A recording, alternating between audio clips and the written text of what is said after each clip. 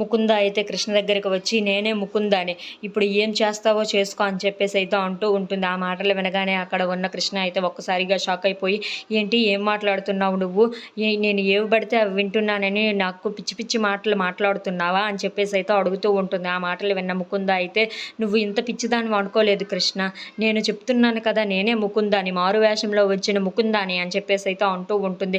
నీకు ఎంత చెప్పినా అర్థం కావటం లేదు కదా అని చెప్పేసి అయితే అంటూ ఉంటుంది. ఆ మాటలు వినగానే అక్కడ ఉన్న కృష్ణ అయితే ఒక్కసారిగా షాక్ అయిపోయి ఉండిపోతుంది. అవును, నేను ఎందుకు మారువేషంలో వచ్చానంటే నేను మురారిని చూసే ఇన్స్పైర్ అయ్యాను, అందుకే మురారియే మార్చుకున్నాడు కదా, నేను కూడా మార్చుకోలేనా అని సర్జరీ చేసుకొని మరి మురారి కోసం మళ్ళీ తిరిగి వచ్చాను నేను అని చెప్పేసి అయితే అంటూ ఉంటుంది. ఆ మాటలు వినగానే అక్కడ ఉన్న కృష్ణ అయితే ఏమీ మాట్లాడకుండా సైలెంట్గా ఉండిపోతుంది. ఇంతలో అక్కడ ఉన్న ముకుంద అయితే, ఏంటి అలా ఉండిపోయావు, ఇప్పుడు నా ప్రేమను నేను ఎలాగైనా దక్కించుకుంటాను, అది నువ్వు చూస్తూ ఉండు అని చెప్పేసి అయితే అంటూ ఉంటుంది.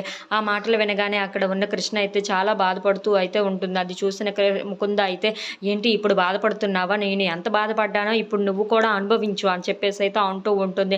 ఆ మాటలు వినగానే అక్కడ ఉన్న కృష్ణ అయితే ఏం మాట్లాడాలో తెలియక అలా సైలెంట్గా అయితే ఉండిపోయి చాలా బాధపడుతూ ఉంటుంది. ఇంతలో అక్కడ ఉన్న ముకుంద మాత్రం, నేను ఇప్పుడు నీ బిడ్డను మోస్తున్నాను కదా కడుపులో, ఇప్పుడు నేను ఎన్ని హింసలు పెడతానో నువ్వు కూడా చూడు అని చెప్పేసి అయితే అంటూ ఉంటుంది. If you like this video please like, share and subscribe.